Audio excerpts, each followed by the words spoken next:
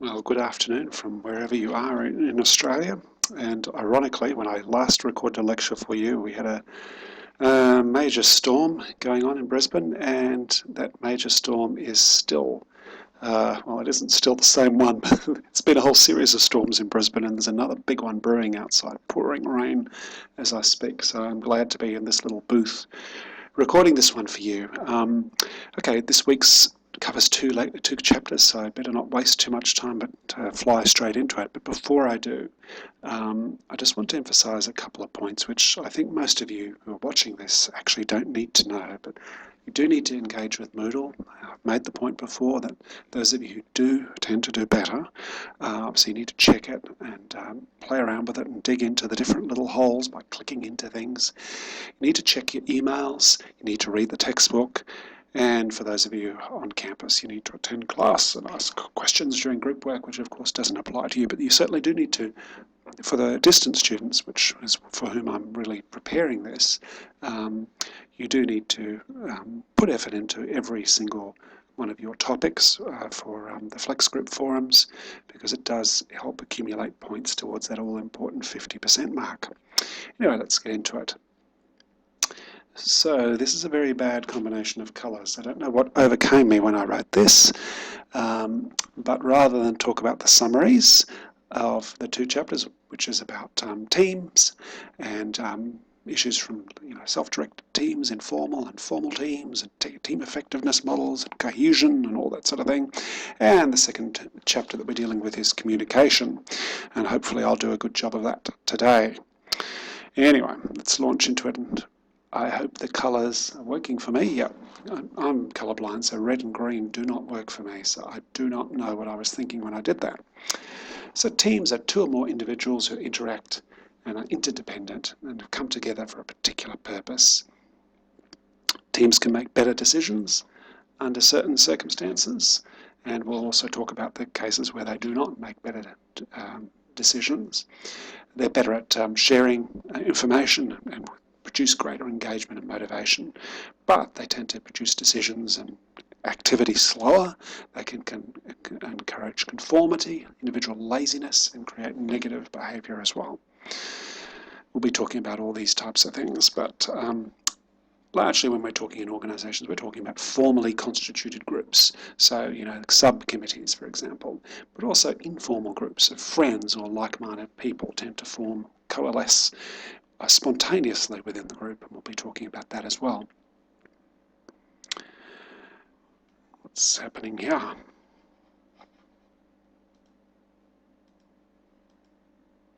Okay. The textbook refers to Brooks' Law, which I just want to pull out. It's just one of those little things that may be useful for you when you're coming up to the exams. Brooks' Law refers to the fact that simply by adding more energy or more individuals to a group doesn't necessarily speed up progress. And the example in the textbook is from Apple's Aperture project, which, as it got closer and closer to the deadline, started to pack on extra individuals to try and deal with the fact that the project was running late. But the more people they packed in, and it burgeoned from 20 to 150 engineers, the project didn't speed up proportional to the amount of extra resources being thrown into the project. A very disappointing result, and a classic illustration of Brooks' Law. So, some of these formal teams include advisory teams, virtual teams. Communities of practice is one that you get in universities, for example, where people interested in a particular area of teaching or kind of research gather together. And task force teams. Now, informal teams tend to exist for social purposes, to answer the social needs of individuals within a workplace. They exist to answer that drive that we've talked about under Maslow's hierarchy to bond with each other. It also helps to improve a person's sense of social identity and give them some kind of emotional support. You've got to remember, people spend a lot of time at work, so there are real humans at work. You've got to realise that as a manager. They're not just ciphers that go there and perform like flexible meat and blood machines, for example. You need to realise they're three-dimensional humans with three-dimensional issues, and these informal groups can answer some of those issues. It also can help reduce stress at work and increase the individual's social capital, which of course can be used against the company as well as for it. I've just been talking for 3 hours in a row, so this is going to be a little bit of a throaty version of me today. Talk about team design and the team effectiveness model. And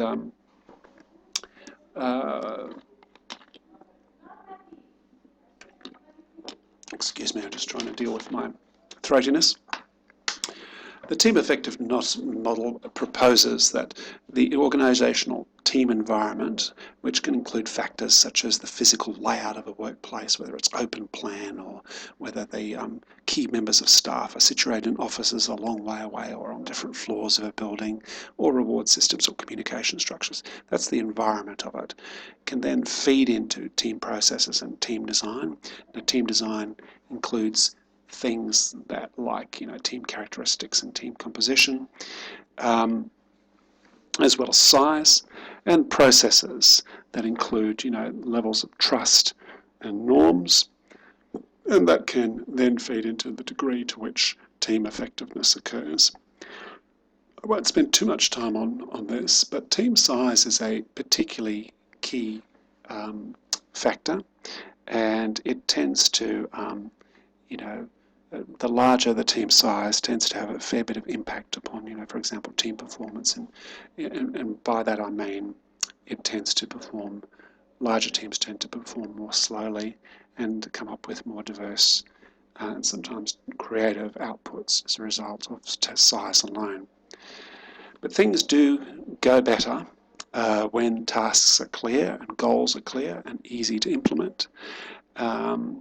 And teams tend to work better when there is a need to share materials, information or expertise in order to perform a job. So there is higher interdependence between individuals' needs. You can have different kinds of interdependence. I'm hoping it will zoom in on that. Just on the size issue, I just want to point out the textbook has a very neat little breakout box talking about the evolutionary psychologists working with primate groups, suggests that groups tend to function optimally up to around the 7 mark, but much larger than that in human psychology, and human instinct towards the group function doesn't tend to work as well. I'm hoping that we'll go back to this other thing. There are types of interdependence, where one task leads to another and needs to another. That's certain tasks need to be done in order for the next task to take place, like when you're assembling a car. It's sequential.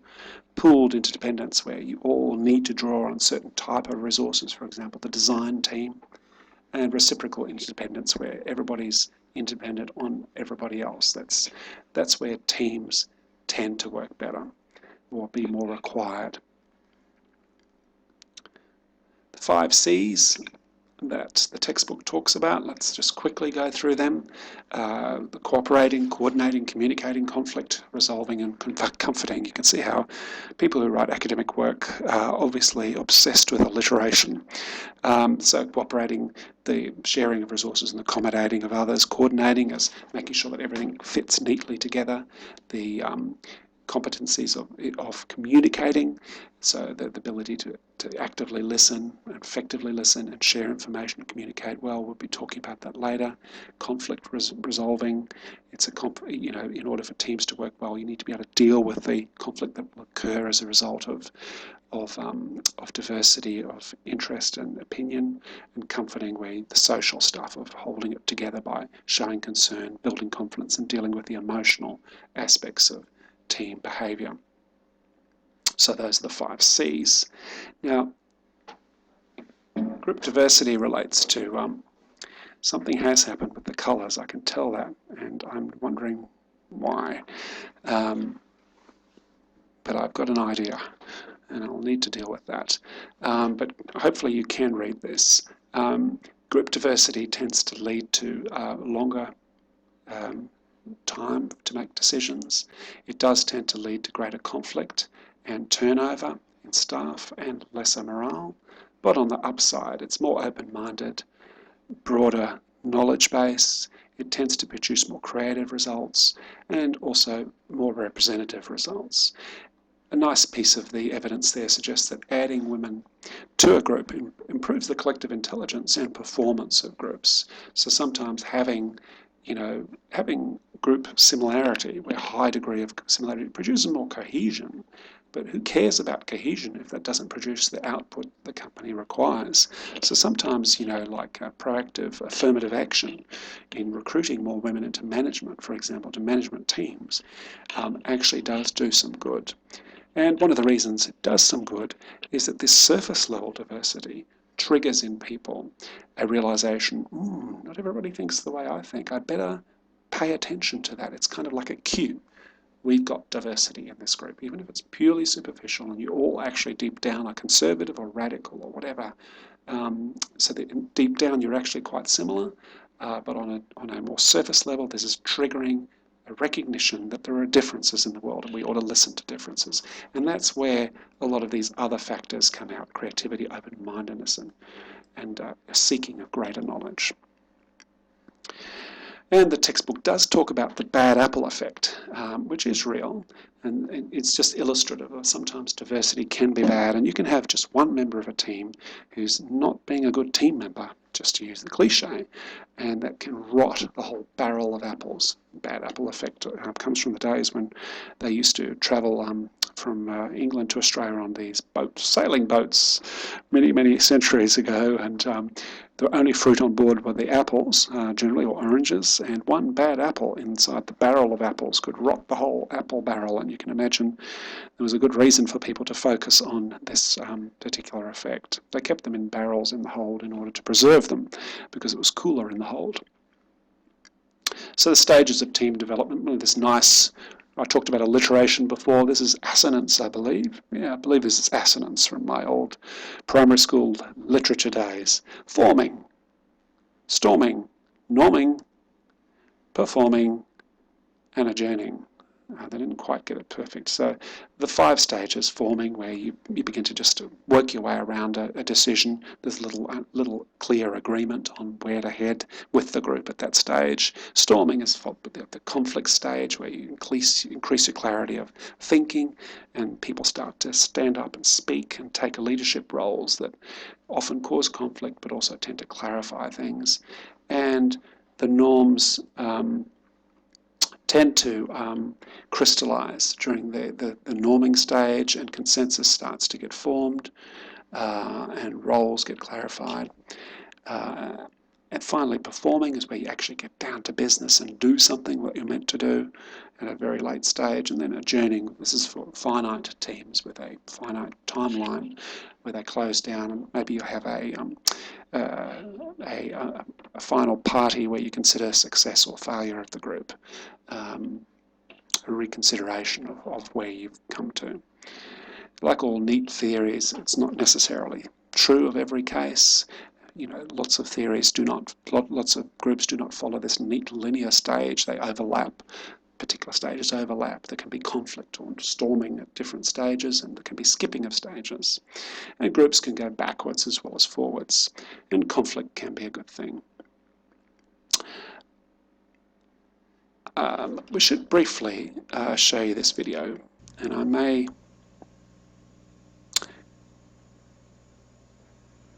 In the early 1970s, an experiment on the psychology of imprisonment was carried out at Stanford University by psychologist Philip Zimbardo. So Philip Zimbardo ran this experiment. Jail in the basement of the Stanford Psychology Building. They the students who volunteered for the study randomly assigned students to either become a prisoner or not a prisoner at this university, on Stanford University, at a basement, I believe it was. Philip Zimbardo was the famous psychologist who did this study. And you either randomly were associated with the status or the role of being a prison officer or a prison guard or a prisoner. They actually used real police officers to add authenticity to the whole thing, which perhaps was a mistake, as we saw. randomly selected to act as prisoners, while others became guards. And they had to give thumbprints, and they went through the whole process. Arrested at their homes and dormitories. But some of these rules that they introduced were not established by the experimenters, but they evolved. Lived in tiny cells 24 hours a day, cut off from their usual surroundings. They're evolved through people's understanding of the norms of prisoner and prison guard status. What is happening to prisoner 819? Prisoner 819 is being punished, Mr. Not true. Is being punished, Mr. Correctional Officer. Let's hear it 5 months. So, what happened in this study, I will stop the video, and if you want to have a look at prison experiment Zimbardo on YouTube, you'll be able to see the full clip.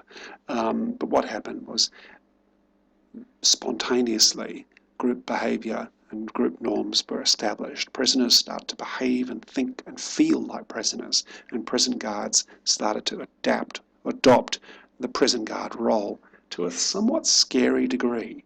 And this was an early warning in psychology that the group has some dangerous aspects to it. And we'll talk a little bit more about that. Now, roles are a set of behaviours that people are expected to perform, like the prison guard role or the prisoner's role. And, some are formally assigned.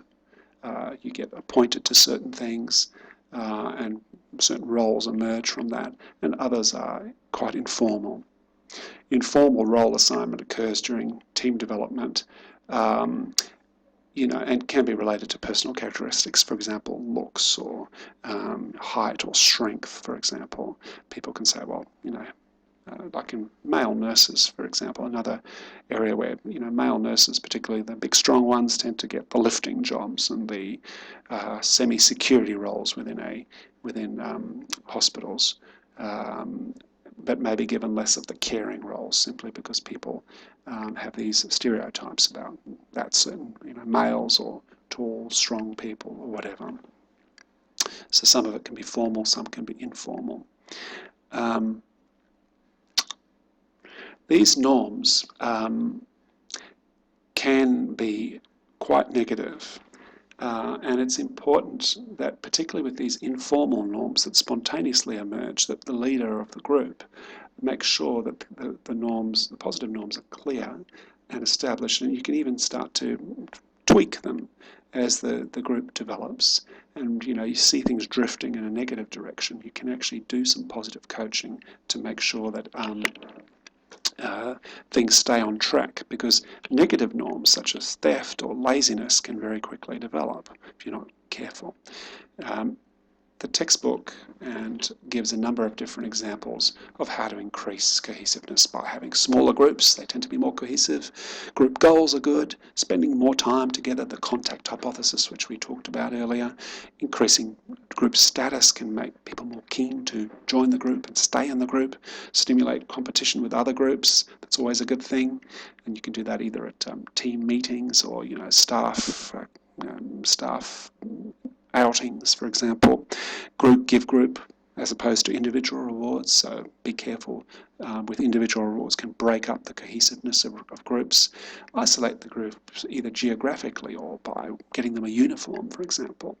And member similarity can help to increase cohesiveness. So if everybody likes a particular sport or a game, or everyone likes a pizza on a Friday, or beer on a Friday, for example, after work, that can increase group cohesiveness as well, but that's not something you can do much about. Team norms, you need to be careful that team norms match the company goals. And when they do, and team cohesion is high, that's when you get very good performance out of groups. There's lots of provisos there, just be aware of them. Now, cohesiveness leads to greater motivation to maintain membership, and cohesiveness leads to teams spending more time together. And cohesive teams have less conflict and perform better, except when those goals are not compatible with organisation's goals, and also not in the area of creativity. Creativity can actually occur better in groups that are a bit more conflict, a bit more competition, and less cohesiveness. So we talked about norms, and I wish I could show you the video, but the video talks about, there's a couple of videos there, but the one that I wanted to focus on was in Mean Girls. One of the students told me the movie's Mean Girls. There's a scene in which the main actress, whose name escapes me again. I'm terrible with names, aren't I? I can't remember anybody's name. Sometimes not my own. Lindsay Lohan. She gets inducted into the popular girls group. They tell her you can't wear ponytail more than once a week. You can't wear jeans more than once a week, except on Thursdays, and blah, blah, blah. So sometimes group norms can be established through very direct feedback, clear feedback, but sometimes it can be through modelling or expectations, like prisoner expectations. And modelling is where, you know, everybody around you is wearing a suit at work, and you realise, well, that's the standard, so wear a suit. Conformity. I'll play this clip while I talk over it, but conformity, remember the name Stanley Ash. That's the name of the guy who's most famous for conformity research. Is a candid star. These folks who are entering, the man with the white shirt, the lady with the trench coat, and subsequently one other member of our staff, will face the rear. And you'll see how this man in the trench coat... He's uncomfortable. Tries to maintain his standing out individuality, is uncomfortable. but little by little, Starts to shift and turns gradually. he looks at his watch, but he's really making an excuse for turning just a little bit more to the wall. Now we'll try it once again. No, we won't. So, you know, be aware of this powerful urge to conform. You probably go through life most of the time not realizing this is even happening to you. And normally it doesn't matter. Conformity can be a very good thing. But it's equally true that conformity can be a dangerous thing. And I tell the story, I said this to another class of one time I was, and I'll give the famous example rather than a personal example. Kitty Genovese is was a young lady who was murdered in the middle of New York, in the middle of a highly populated area, with lots of people hearing her screams, and no one did anything. It caused such an uproar when this was published in the media that psychologists descended and tried to find out what was happening. And it was found that the individuals, and this is a great example of conformity, a bad example, everyone thought that everyone else would do something. There was a kind of group norm that you don't interfere, you know, and this is a New York thing, it's a big group thing. You don't interfere, and subsequently no one called the police because everybody else thought that someone was doing it. This effect of conformity, like you saw on the left there, has weakened over the years, but people still wear all the same clothes in a particular, you know, particularly within an office or organisation or a tight group. That conformity really kicks in. Now, trust. Now, 3 types of trust talked about in the textbook. I'll skip over that, but get you to have a good look at it, because I'm concerned about the time. I don't want to make this too long a video. Now, self-directed teams are teams that are responsible for a job, the whole job and nothing but the job, so help them God. They have a high level of interdependence. They have low interdependence on other teams, so they're quite independent and have autonomy to organise and coordinate and carry out work and decide how it happens.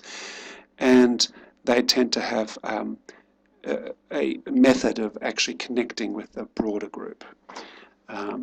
These self-directed teams are, you know, work groups, and they're quite an effective way to get things done and are ideal for dealing with single, identifiable pieces of work. And they do have substantial autonomy. I'm very concerned about the colours today. It's gone all wrong. This is the second technical disaster for the day. Okay, multicultural teams. They can be very interesting. They have a high level of deep level diversity or surface level diversity. And you need to be aware of the different levels of values and the perspectives. And it can be a very positive thing, but when you're managing them, you need to encourage some kind of unity. this common ground, and you will need to, as a manager, intervene to ensure that the team takes advantage of the diversity, but at the same time doesn't fall prey to the conflict and difficulties that can arise from having highly diverse teams. Virtual teams. These are increasingly becoming common, IT linked, and the characteristics of good teams that are virtual teams tend to be tech savvy, of course. And again, you rely upon people having the ability to motivate themselves. So when you work from home, the temptation to do a lot of childminding while you're working from home, or, for example, to check out some watch on the telly or your favourite soapies, for example, instead of getting on, requires that. It also requires a high degree of emotional intelligence when you're communicating, and we'll talk about that in the second section of the lecture. But it does tend to become increasingly important because of globalisation, because companies are no longer just in one geographical location, because they're very complex, and because technology has allowed virtual teams to develop. I guess that's one of the big reasons why they have developed. Now, group decision making. You've got to remember that group decision making, as I've sort of hinted earlier, tends to be slower. There tends to be this great urge to conform, which can be dangerous. It can be dominated very quickly. So you might have 50 people in the group, or 40 people, or the ideal even of 7 from that evolutionary psychology perspective. But nevertheless, individuals can begin to dominate, and you lose all the advantages of having a group, and almost create one dumb individual out of the group, instead of, like you get that with crowd violence, for example, instead of 6 or 7 intelligent people, you get one dumb one if the wrong person starts to dominate. There's also this question of responsibility. Who takes control, as in the Kita-Genovese case? And there's this apprehension when you speak up that the group will think you're silly for your ideas. So that can be a weakness of group decision making. But on the positive side, they tend to be more thorough, more creative, they produce a greater diversity of views, and people are brought on board with you with the decision. So it tends to have a greater acceptance of outcomes. I'll talk briefly about groupthink. The individual's ability to think clearly seems to be reduced as a result of groupthink when group decision making goes bad. But it tends to be more a surface level problem than a deeper level problem. Group shift is where there's like a risky shift within decision making, where groups on the margins of a group, or individuals on the margins, tend to get the floor, get to speak, and shift everyone in a direction where they probably wouldn't have been comfortable with, and use that group dynamic to get them to shift and to get people to actually make decisions. And I've seen this in council meetings, for example, where councillors, where 1 or 2 radical councillors can actually make quite a big difference to the mood of a particular group or the decision making of a group.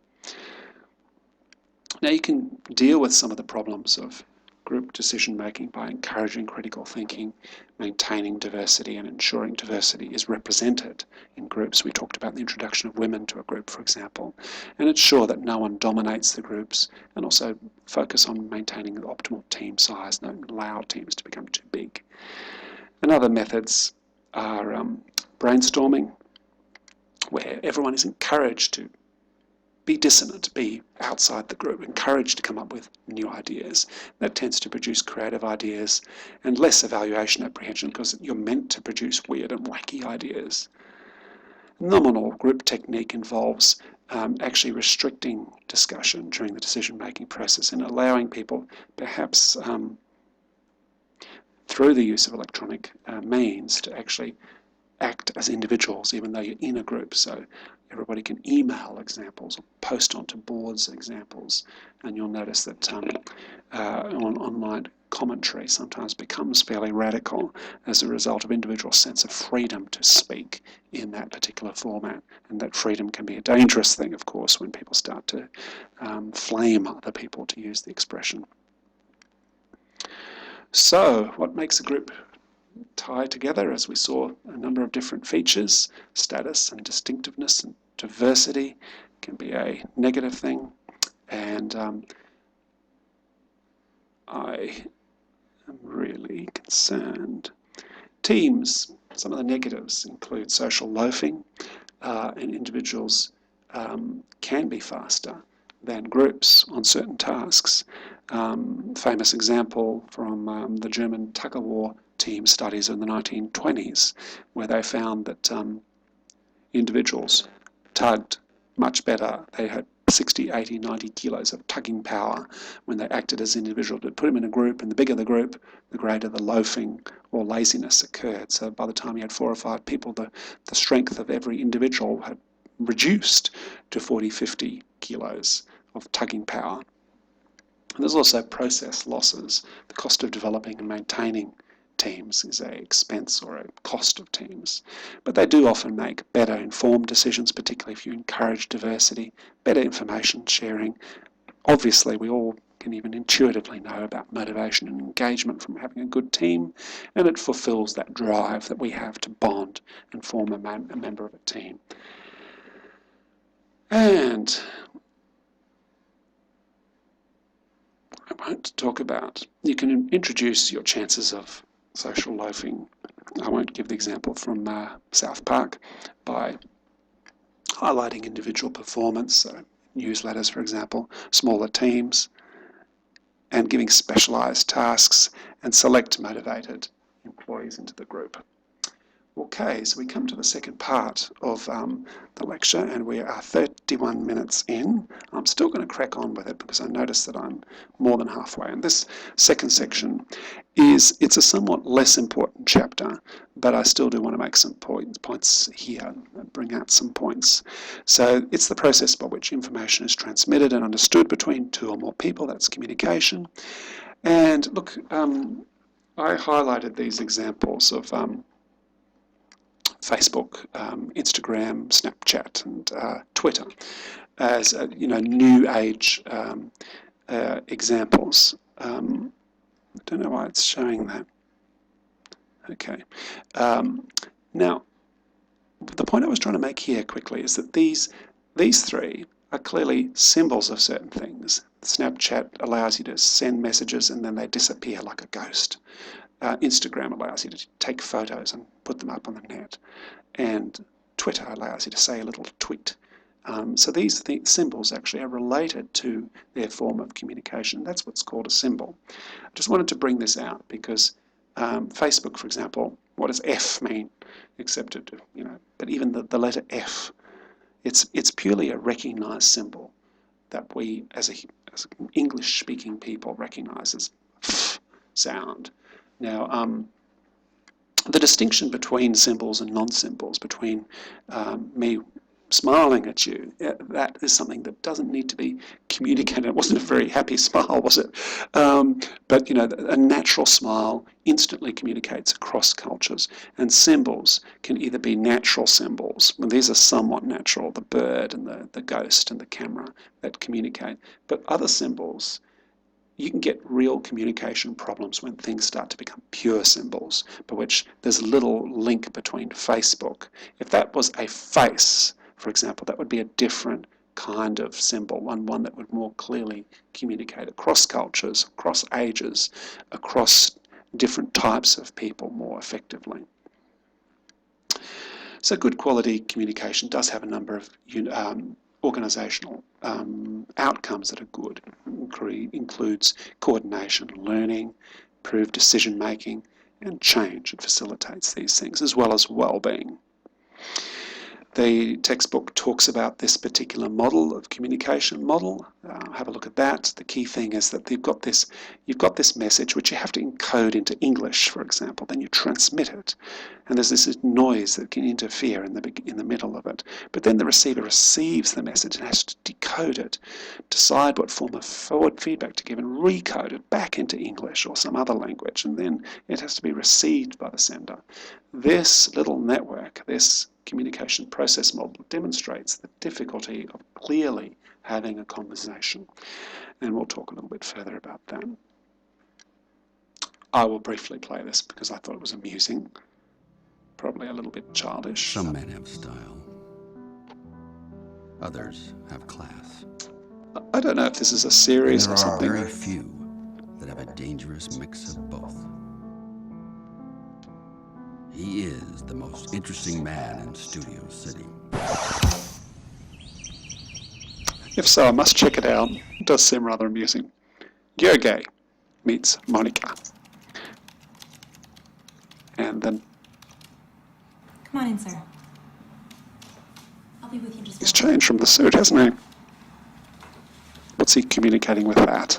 That he's a blue-collar man of the people? Oh, I'm sorry, sir. There's no smoking here in the job center. That's a non-verbal communication. And hers was verbal.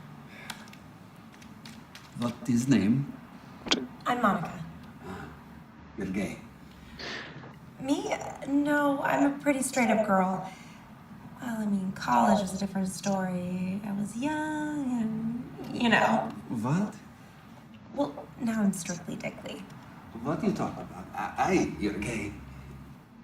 Oh, you're gay! That's so great. I bet it must be so much easier for you here in the U.S. No, I'm not gay. You're gay. No, as I said earlier, I don't swing that way anymore. It's all a play on communication problems here, you know, where Yogi's name, is a Russian, I assume, is used to play out this whole script. It's a juvenile moment, but it does indicate how communication, particularly with pure symbols, words are pure symbols. They're an agreed kind of way to communicate, can get you in the wrong direction. Now, internet-based communication, because the internet was, in case you didn't know, was originally established to deliver precise information and formal information for the US military, and then the world took hold of it, and it's ballooned to what we know now, where no one's got control of it, or almost no one. It's quick. You can't have any back chat, so it's one way, linear. It's reliable. 99% of emails, for example, will get across, and it's searchable, particularly with email. And you have got something like Gmail, which is quite searchable. Not perfect as long as you remember the spelling. But on the negative side, it tends to be poor at doing emotions, which is why they've introduced emoticons, which help a little bit. It does tend to reduce politeness and respect, because what happens is this distance forms between the speaker and the spoken to. And that distance allows people to become ruder, even to their bosses.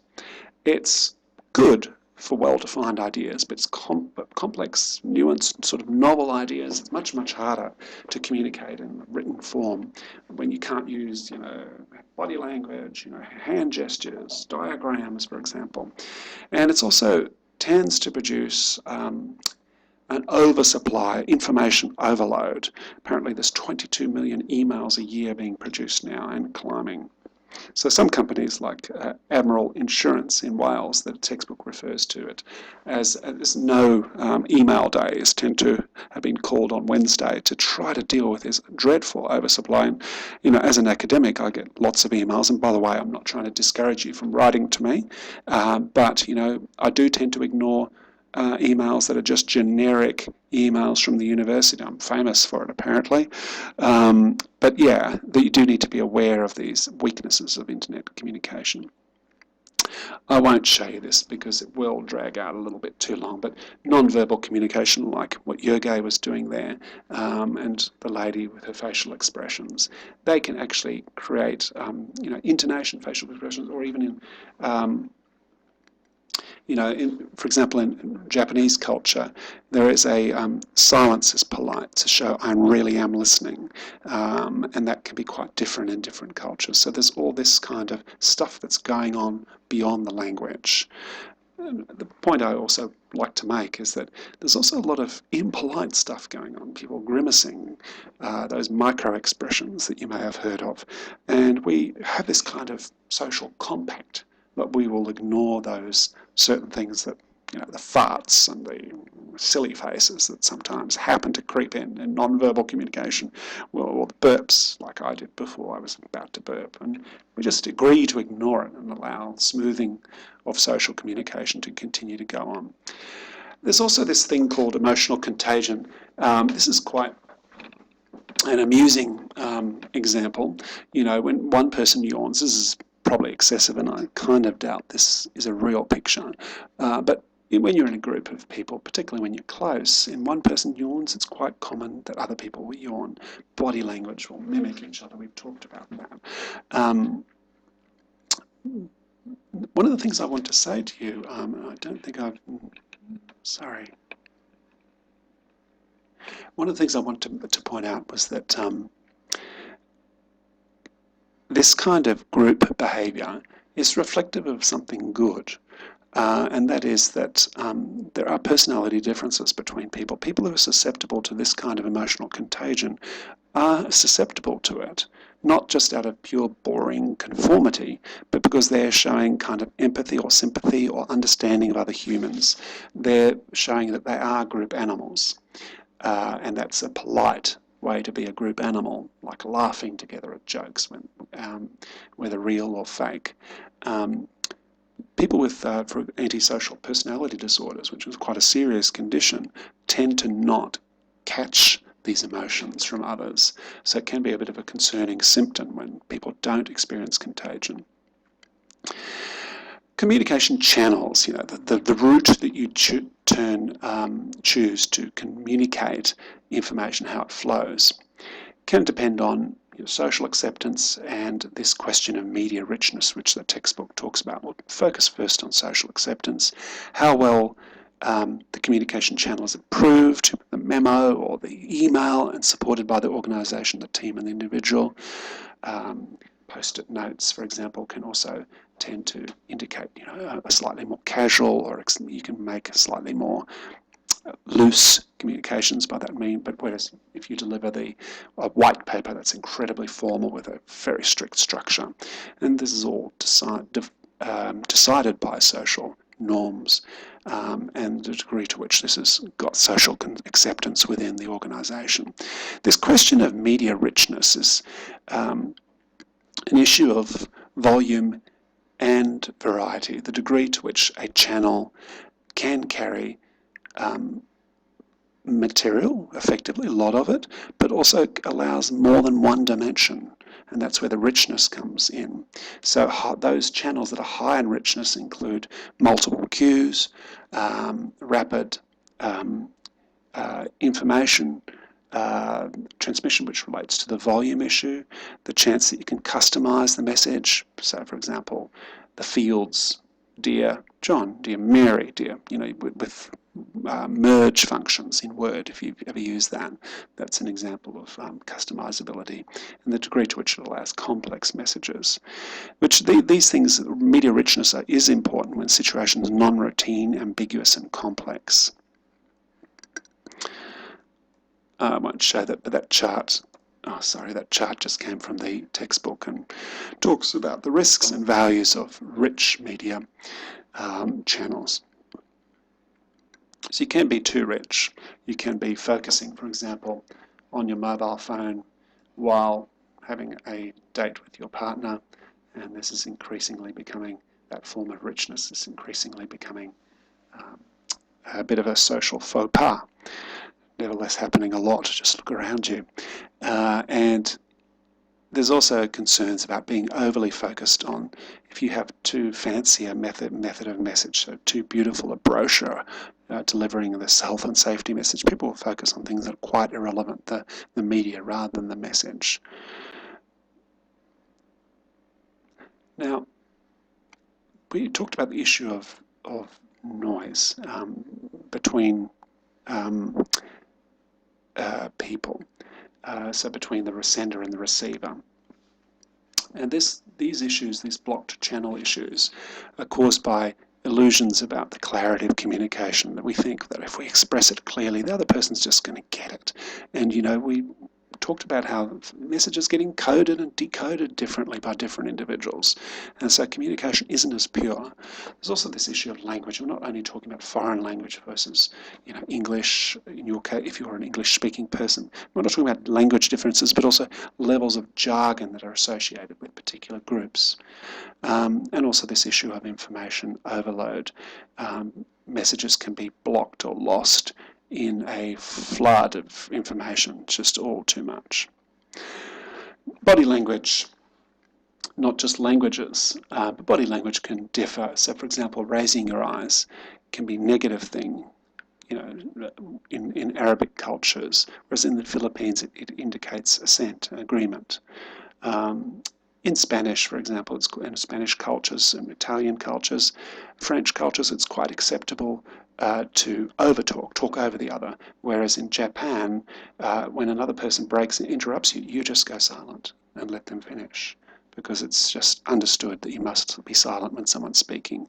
And I often talk jokingly, because my background is Dutch, about the honesty of Dutch people, which can be extremely irritating. You need to interpret this through the lens of cultural background. Now, there's also a difference between how men and women do and think about communication. So women interpret communication as opportunity for bonding, and men tend to be for power games. And men, more than women, are about status, task orientation, rules. I've talked about that previously. They're about being direct, and less about the non-verbals, a focus on the verbal, whereas women are the opposite. Ways to improve communication. The textbook talks about some of these things. Active listening. Active listening is something that's really worth learning. And some of you, perfectly nice people listening to this video, will be good at it and not good at it. Some people will be not good at it. Now, active listening is a trick that you can learn, and they teach psychologists this. Even the psychologists who are real assholes can still learn to look like nice people by engaging in active listening. So when someone's talking about something, you don't move on, oh, that reminds me of. That's not active listening. Active listening involves, so you're saying your mum is ill. What's happening? Showing that you're open to keeping the communication going about what they've said. You actively listen to them and communicate it back to the person that you understood the message and you're listening. You can also improve communication by using non-verbals as verbals, increase the number of channels. You can improve it by repeating the message in a different way. I once had a lecturer in Scotland who had an uncanny knack of saying the same thing twice without repeating exactly what she said. But because she said it twice in two different ways, she was incredibly easy to understand, I'm sure, much more understandable than me. Give examples and use timing to make sure you're not competing with other messages. Persuasion. Studies show that face-to-face is the most powerful because it's rich, it has those multiple channels, you can communicate emotional, flexible messages much more effectively. Because it allows instant feedback face-to-face, you can check what the other person's getting it or not, and then modify your message accordingly. And because it has this high social presence, you begin to use the power of the group. Now, informal, those of you who've heard this song won't need introducing. The song's Marvin Gaye, heard it on the Grapevine. I actually love this particular video. I only just saw it when preparing the video.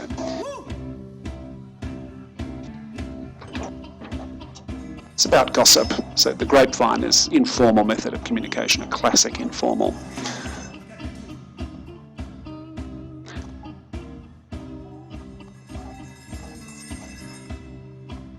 Telephone's ringing.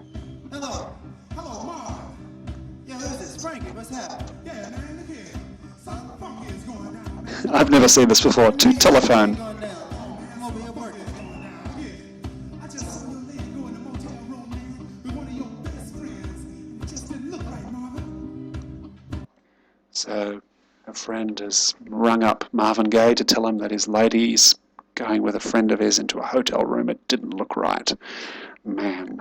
And effectively the grapevine are the informal channels, the gossip that occurs within an organisation. There's this great positive side to the grapevine, this informal communication. And that's managers, I'll just use the expression, management by walking around. So managers tend to effectively use informal channels by making sure they're present in the workplace. And this Chinese proverb, the best fertilizer in any field is that of a farmer's footsteps. What it means is that, actually being there and attending to your crop, or in your case of management, to your people, will actually be a best way to improve management. And it's like it's like formalising the informal of the grapevine. The dangers of the grapevine is that it can easily create misinformation, but it does fill in the gaps where no other channel is successfully transmitting information or gossip. It relieves anxiety, but it can also create anxiety if it's wrong. I've got that twice, but it helps to bond teams. People feel if they're dealing with a rare piece of information, it creates a sense of exchange. The trouble is in organisations when communication fails and the grapevine has to kick in, it tends to be a very bad sign for the organisation. And it tends to be a competitor to formal communication channels such as the staff newsletter. And managers need to monitor it. And if it's starting to get out of hand and deal with misinformation, then managers do need to step in. I think I'm done at 50 minutes, the longest yet. I do apologise, but it was 2 big chapters. So I better press done and start to upload this. Thanks.